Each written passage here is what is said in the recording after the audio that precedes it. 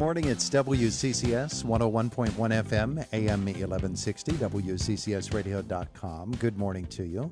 Hey, there's Nicole Sipos from Indiana Borough. The manager comes in and visits with us once a month. We appreciate so much that you do that for us. Come in and update us on what's going on around town. Thank you. Getting toward the end of the year, I'm sure there's plenty of action in the borough offices. Our visit presented by Marcus and Mack, voted best law firm and best personal injury lawyer 4 years in a row in the Best of Indiana County contest. Visit them online at marcusandmack.com. I was telling Nicole, I really look at her on Facebook because she's got a really nice looking shirt. I like that shirt. Thank you. Or- I'm getting in the Christmas spirit. Yeah, that's a really nice one.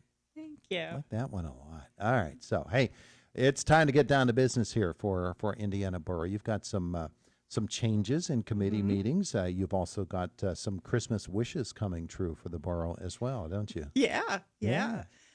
We just received the 2024 local share assessment that was announced when they passed the budget. We got a grant for a new street sweeper, and that was for $356,376. So That's an expensive high broom. tech street sweeper. So we'll have our streets looking nice and clean once we get that purchased. So we're grateful for that grant.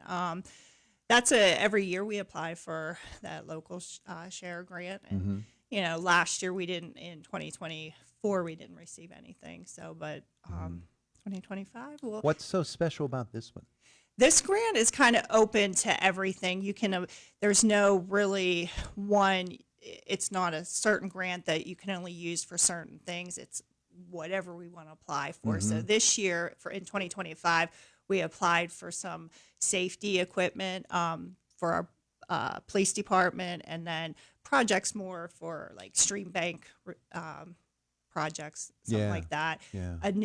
For our parking garage, we applied for a street sweeper, something like this. So this grant's nice that we can kind of pick our needs of what we really want.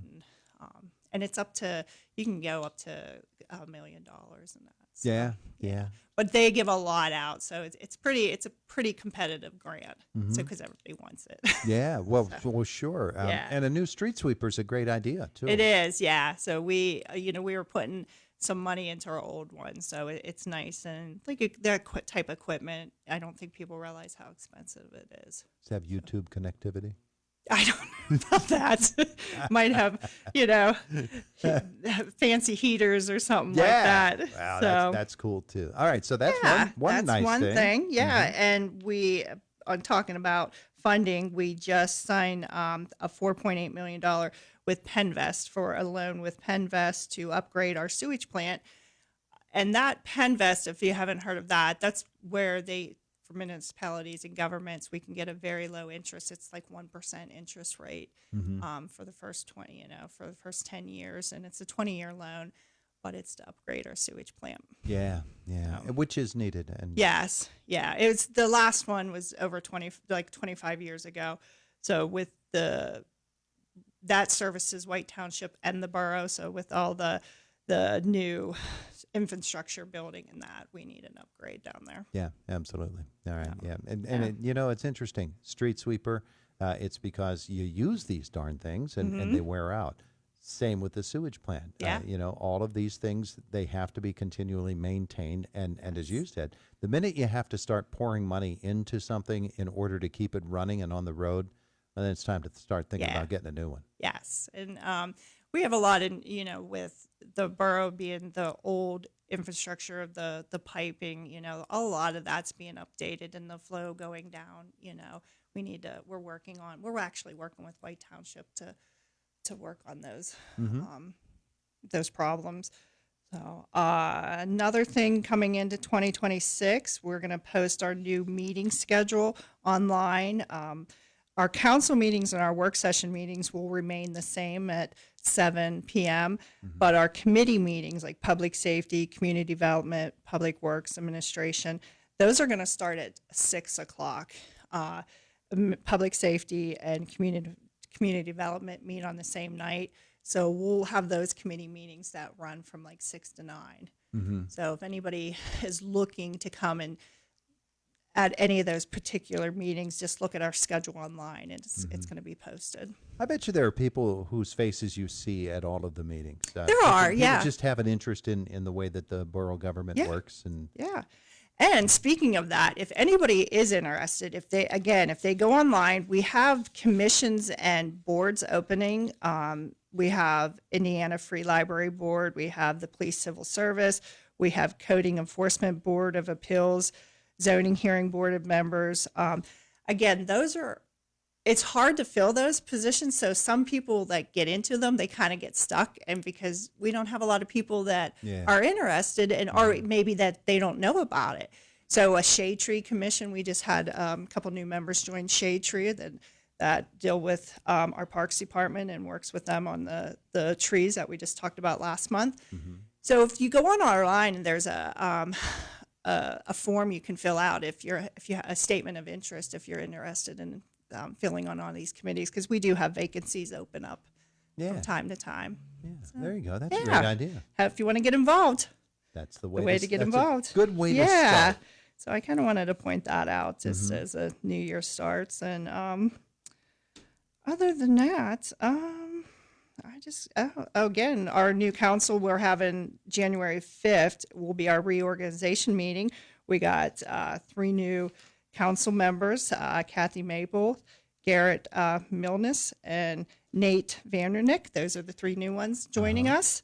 And then Jonathan Smith and Betsy Cernicio, they'll be getting sworn in because they got reappointed or re-elected. We appreciate that so many people are willing to do that and to serve their community, and that's a very lovely thing to do. The committee assignments, of course, are also very important things, so we appreciate that as well. We're entering into the 250th celebration of America, and Indiana Borough will be involved. Yes, Sam Kinley, we work with Downtown Indiana. They come to actually community development meetings, and a lot of that talk's going to be happening at the community development meetings. Yeah.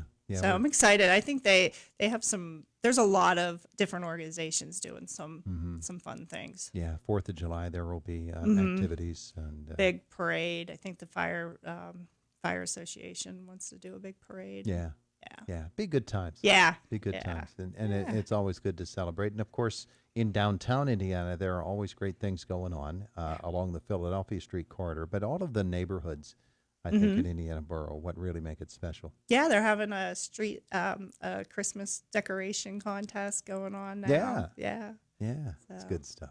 Good stuff. All right, so the It's a Wonderful Life Festival went very, very well once more. Yes. And there were a lot of people downtown for that. And last couple of days here before Christmas, and a good chance for people to come downtown and enjoy themselves, whether at a restaurant or at a store, some sort of establishment.